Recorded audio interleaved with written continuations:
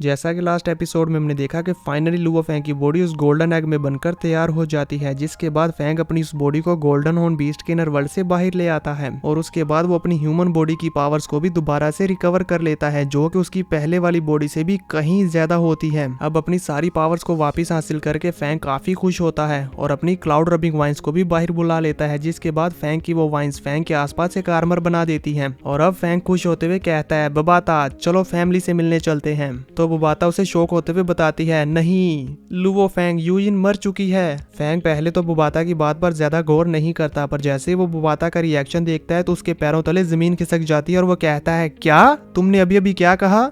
Fang को यहाँ पर बुबाता की बात पर यकीन नहीं हो रहा था, तो बुबाता जल्दी से अपने सामने एक विंडो ओपन करती है, जिस विंडो पर वो यूजिन की पिक्चर दिखाती है कि यूजिन मारी जा चुकी है। यूजिन की पिक्चर देखकर फैंग को बहुत ही ज्यादा गुस्सा आ जाता है और वो बुबाता की तरफ आगे बढ़ते हुए कहता है, बुबाता क्या तुमने मुझे इस बात की गारंटी नहीं दी थी कि उसे कुछ नहीं होगा? फैंग को इस तरह से भड़कते हुए देखकर बुबाता कहती है, रुको रुको मेरी बात तो सुनो, उसे कुछ नहीं होगा, वो ठीक है, वो मरेगी नहीं। बुबाता की ये बात सुनकर फैंग को थोड़ी सी राहत मिलती है और फिर बुबाता उसे बताती है, क्या तुम्हें याद है मैंने तुम्हें एक बार एक लॉकेट दिया था? बुबाता की ये बात सुनकर फैंग उस बारे में सोचने लगता है। व्यू चेंज होता है और दूसरी तरफ हम देखते हैं यूजिन को, जहां पर यूजिन के आसपास व्हाइट कलर का ऑरा फैला होता है और उस ऑरा की वजह से उसके आसपास की चीजें हवा में फ्लाई करने लगती हैं। तभी हमें मालूम होता है कि ये ऑरा किसी और चीज से नहीं बल्कि उस लॉकेट से आ रहा है, जो कि लुओ फैंग ने यूजिन को दिया था। उस लॉकेट में से व्हाइट कलर की रोशनी निकलने लगती है और वो लॉकेट यूजिन के गले से निकलकर ऊपर हवा में उड़ने लगता है और फिर वो अपनी पावर से यूजिन को भी ऊपर हवा में उड़ा लेता है, जिसके बाद हम देखते हैं कि यूजिन की पूरी बॉडी वहां पर शाइन करने लगती है। उस लॉकेट के अंदर से ऑरा निकलते हुए यूजिन की बॉडी के अंदर जाने लगता है और वो उसकी बॉडी के अंदर डैमेज हुए ऑर्गन्स को हील करने लगता है। यूजिन की बॉडी यहाँ पर पूरी तरह चमक रही होती है और धीरे धीरे करके वो उसकी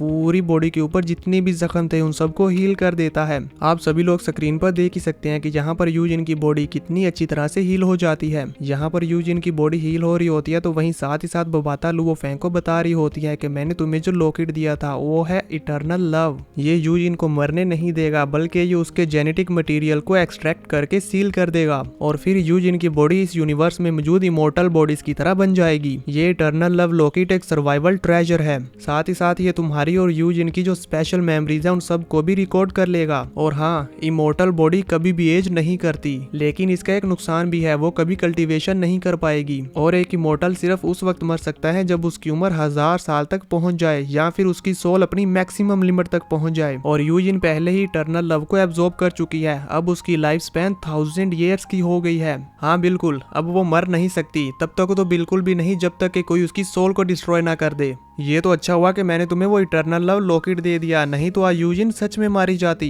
वहीं दूसरी तरफ हम देखते हैं कि यूजिन की इंजरीज पूरी तरह से हील हो जाती हैं और अब उसकी सोल भी उसकी बॉडी में वापस आ जाती है, जिसके बाद वो लॉकेट यूजिन को वापस से उसके बेड पर रख देता है और उसकी सारी मेमोरीज को भी दोबारा से उसकी माइंड में रिस्टोर कर देता है। अब यूजिन की सारी मेमोरीज वापस आ जाने के बाद हम देखते हैं कि यूजिन वहां पर आराम से सो रही होती है। यूजिन को सोते हुए लुओ फैंग भी स्क्रीन पर देख रहा होता है, जिसे देखकर वो कहता है, बबाता मुझे बताओ कि यूजिन पर किसने अटैक किया था? ये लुओ फैंग काफी गुस्से में बोल रहा होता है। लुओ फैंग की ये बात सुनकर बबाता उसे यूजिन पर अटैक करने वालों की डिटेल देने लगती है, जहां पर वो सामने स्क्रीन पर लुओ फैंग को उनकी पिक्चर्स दिखा रही होती है और कहती है, ये है लिडियान मार्शल हॉल का इंस्पेक्टर नी हिलू। ये एक जीनियस स्पिरिचुअल मास्टर है जो कि इंडिया से है, लेकिन इसकी ब्रेन डोमेन तुमसे थोड़ी कम है और इसी ने यूजिन पर अटैक करके उसे इतनी ज्यादा इंजरीज दी जिसकी वजह से वो मारी गई। इस नी हिलू के बारे में जानकर लुओ फैंग को बहुत ही ज्यादा गुस्सा आ रहा होता है और वो अपना पंच तैयार करते हुए अपने दांत पीसते हुए बुबाता से कहता है, इनको मेरी फैमिली को टच करने का ऑर्डर किसने दिया? तो वो बात उसे बताती है, अर्थ के लोगों को लगा कि तुम मर चुके हो। गोल्डन हॉर्न बीस्ट के अगेंस्ट फाइट में अर्थ के सबसे स्ट्रॉन्गेस्ट वॉरियर्स मारे गए, जिसके बाद ये सामने आया अटकिन, ये 5th एल्डर है। सभी स्ट्रॉन्गेस्ट वॉरियर्स के मारे जाने के बाद ये सबसे बड़ा एल्डर बचा, तो इसने सारा कंट्रोल संभाला और अब सारा कंट्रोल संभालने के बाद इसने बाय फोर्स आर्चर अलायंस के ऊपर कब्जा कर लिया और फिर इसने देखा कि वर्ल्ड में और कौन सबसे ज्यादा स्ट्रॉन्गेस्ट वॉरियर है, तो इसने उन दोनों वॉरियर्स को भी अपने पास बुलाया और अपने साथ शामिल कर लिया, जिसके बाद अब ये तीनों मिलकर इस पूरे वर्ल्ड के ऊपर रूल करते हैं।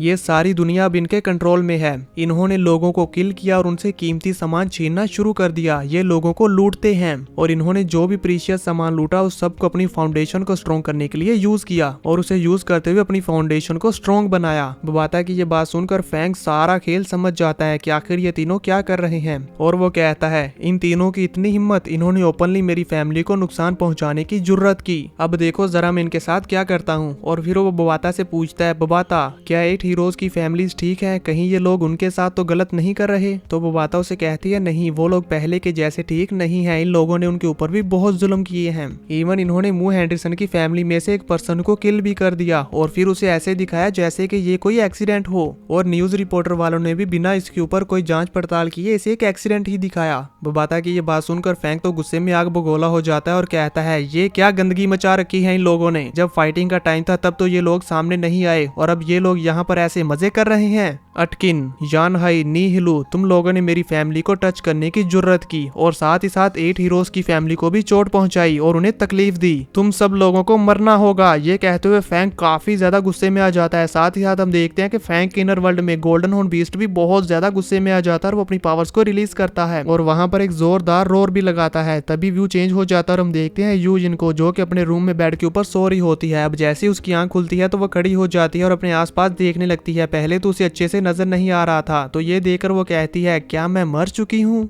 यहाँ पर यूजिन का सर चकरा रहा होता है और वो खुद को संभालने की कोशिश कर रही होती है। तभी अचानक से वहाँ उसका फोन रिंग करने लगता है। जब यूजिन उस फोन की तरफ देखती है तो वो देखती है कि ये फोन तो लुओ फैंग की तरफ से आ रहा है। उसे अपनी आंखों पर यकीन नहीं होता। उसे ऐसा लगता है कि मैं सचमुच में मर चुकी हूँ। लुओ फैंग की तरफ से कॉल कैसे आ सकती है? और फिर वो अपनी इमेजिनेशन में खो जाती है और अपने सामने लुओ फैंग को इमेजिन करती है और कहती है, लुओ फैंग फाइनली मैं तुमसे मिल ही गई। और फिर वो लुओ फैंग के गले मिलती है। यहाँ पर यूजिन को ये सब कुछ सच लग रहा होता है। व्यू चेंज होता है, हम देखते हैं लुओ फैंग को, जो कि बेस सिटी की तरफ फ्लाई करता हुआ आ रहा होता है। तभी साथ ही साथ वो यूजिन को कॉल भी कर रहा होता है, लेकिन यूजिन उसकी कॉल नहीं उठाती। यूजिन फैंग की कॉल नहीं उठाती तो ये देखकर फैंग कहता है, पहले मैं इस प्रॉब्लम को सोल्व करूंगा, उसके बाद ही मैं घर जाऊंगा। यूजिन मेरा वेट करना, मैं जल्दी ही आ रहा हूँ। ये कहते हुए फैंग अपनी फ्लाइंग स्पीड को और भी ज्यादा बढ़ा देता है। इसके बाद हम देखते हैं एल्डर यान हाई को, जो कि अपने विला में होते हैं और बहुत ही ज्यादा खुश होते हुए डांस कर रहे होते हैं। एल्डर यान हाई अपने हाथ में वाइन का गिलास पकड़े हुए पियानो की धुन पर डांस कर रहे होते हैं और काफी इंजॉय कर रहे होते हैं। यहाँ पर तो वो बहुत ज्यादा खुश होते हुए कहते हैं कि वाह, हमने तो काफी सारा सामान लूट लिया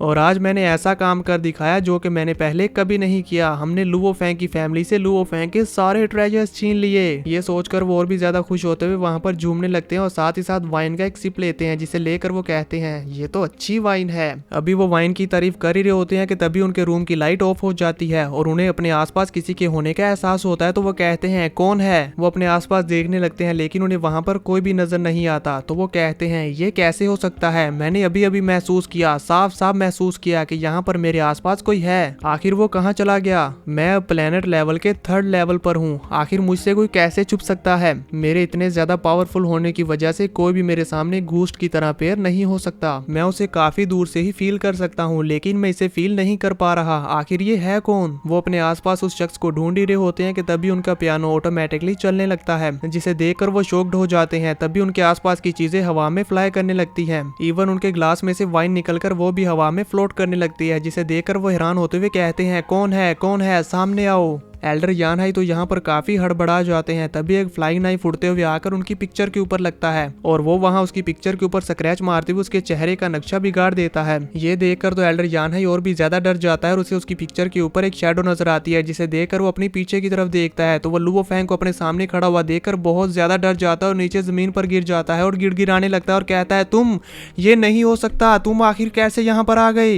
ये इम्पॉसिबल है। एल्डर यान हाई को तो अपने सामने अपनी मौत नजर आ रही थी और वो वहां पर गिड़गिड़ाते हुए कहता है, तुम इसके अलावा उनसे कुछ भी नहीं कहा जाता। तभी लुओ फैंग उसे अपनी स्पिरिचुअल पावर से उठा लेता है और उठाकर सामने दीवार के ऊपर पटक के मारता है, काफी ज्यादा जोर के साथ। एल्डर यान हाई इतनी ज्यादा जोर के साथ उस दीवार के ऊपर लगते हैं कि उस दीवार पर क्रैक आ जाते हैं और फिर फैंग उसे नीचे जमीन के ऊपर मारता है, जिसकी वजह से उसके घर का फर्श भी टूट चुका था। और फैंग वहां पर उसे बार बार कभी घर की इस दीवार के साथ तो कभी घर की उस दीवार के साथ जोर जोर के साथ पटक रहा होता है। एल्डर यान हाई की तो यहाँ पर चीखें निकल रही होती हैं और फिर फाइनली फैंग उसे इतने जोर के साथ पटकता है कि उसके अंदर से ब्लड काफी ज्यादा निकलकर उसकी पिक्चर के ऊपर गिरता है, मानो जैसे एल्डर यान हाई यहाँ पर पिचक गए हों। और फिर फैंग उस पर अपनी स्पिरिचुअल पावर का प्रेशर डालते हुए कहता है कि आज मैं तुम्हें यहाँ पर मार डालूंगा। यान हाई वहाँ जमीन पर रेंगते हुए लुओ फैंग से दूर जाने की कोशिश करता है, लेकिन फैंग उसे अपनी स्पिरिचुअल पावर से हवा में उठा लेता है और फिर उस पर अपना माइंड अटैक करके उसकी सोल को डिस्ट्रॉय कर देता है। फैंग का ये अटैक इतना ज्यादा खतरनाक था कि इसकी वजह से एल्डर यान हाई की बहुत जोर जोर से चीखें निकल रही होती हैं और फाइनली यहाँ पर एल्डर यान हाई मारे जाते हैं। एल्डर यान हाई हाई को इतनी ज्यादा दर्दनाक मौत देने के बाद फैंग वहां से चला जाता है। यहाँ पर फैंग को एल्डर यान हाई को मारते हुए देखकर मुझे तो गूज बम्स आ गए थे। ये सीन वाकई में ही बहुत ज्यादा खौफनाक था।